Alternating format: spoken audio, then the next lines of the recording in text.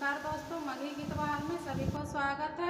आइए आज एक बेटी विवाह गीत लेकर आई हूँ। कैसा लगेगा आप लोग कमेंट में जरूर बताइएगा। भारली लारा पापा मोर चंदन माँ कैलन रमाऊ लाटी, पापा मोर पागड़िया बांधलन रमाऊ लाटी, पापा मोर पागड़िया बांधलन राम। चारो नगरिया बरवा पापा खोजी अइलन जियन जानू, गामा पापा आसान मरलन जियन जानू, गामा पापा आसान मरलन जी।